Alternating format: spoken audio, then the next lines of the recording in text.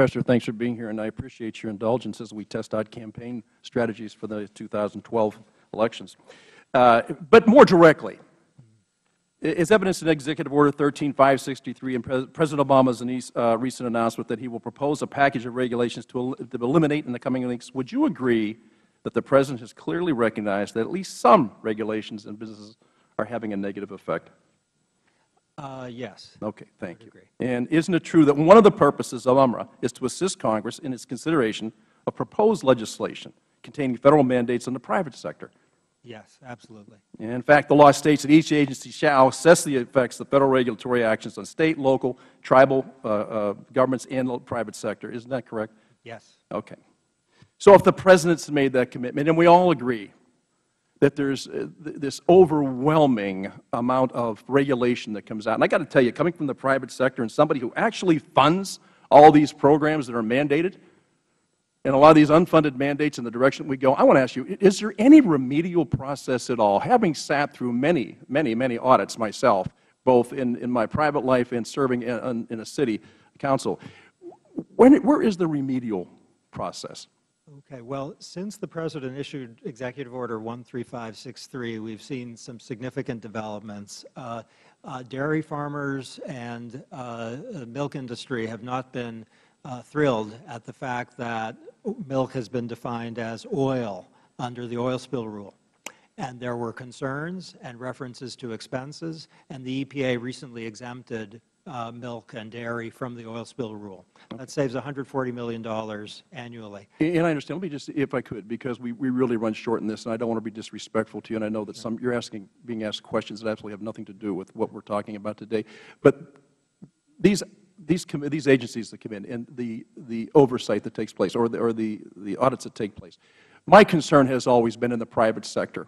That where is the private sector's role on these committees, and when do we get a chance to weigh in? Because most of the time, the people that come in have never actually done what the people that they're overseeing have done, and actually haven't walked in their shoes, so really don't know what it takes to run these different entities, and yet they're being regulated and mandated to do things that in some cases can't be done for a number of reasons.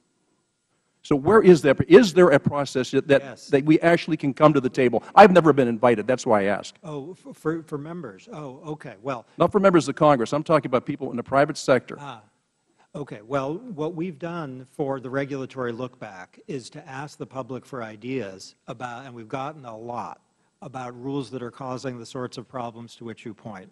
And those ideas have come in, and they are reflected in the agency plans that will be released soon. Okay, but I know you said we've asked the public, but have we actually engaged those people who are actually doing what it is that we are overseeing or regulating to be at the table to have some input as to what is being asked of them? Yes, there are a few mechanisms for that. We are available, that is the Office of Information and Regulatory Affairs is available for meeting with people, certainly on rules under review.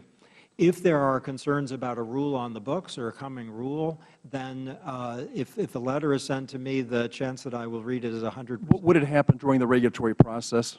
Yes, that if a rule goes out for public comment, then and I'm not talking about public comment. What I'm speaking of, and I mean it specifically because I'm involved in a lot of these different things, the private sector is really not consulted on a cost-benefit analysis. In fact, in your testimony it says the agency at its sole discretion. And so what that says to me is that it will determine, and again, I'm very leery of a government that thinks it can do better than anybody else and thinks it's smarter than anybody else, but has actually never done what it is that they're trying to regulate, and it drives the cost of that up. Now, we talk about cost savings and cost benefits. I would suggest to you that that's not always the case. At the end of the day, the government decides what it's going to be, and those people who are left holding the bag or left holding the bill are not really brought to the table. And I would say that's more the case than not the case. Okay, you're absolutely right. For some of the high-profile, high-expense rules, including the CAFE rule, the fuel economy rule, where the benefits were really high and the costs were a lot lower, people were brought to the table. The automobile industry was brought to the table to ask what's feasible and what's reasonable, and that's happening on an ongoing basis. And I understand that being an automobile dealer, I mean, while they're brought to the table, they're pretty much told what the economy, what the gas mileage is going to be. And there's unintended consequences, although, as we know, a lot of the things that are funded in the highway transportation are revenues derived from the sale of gasoline. So when you eliminate one source, it has to come up someplace else. And we have this habit down here to try and place the blame on when you're up to your rear end in alligators, who was supposed to drain the swamp. And I think it's a little bit of bass-backwards way of doing things. And I would just suggest that while you have this ability, please, let's make sure that we get the private sector to the table. Let's get their input before we impose regulations and cost them that are really burdensome and cannot be done. I agree completely, and I'd love to explore ways to do that going forward. I'll work with you on that. Thank you. And I yield back, Mr. Chairman. Thank you, Mr. Kelly.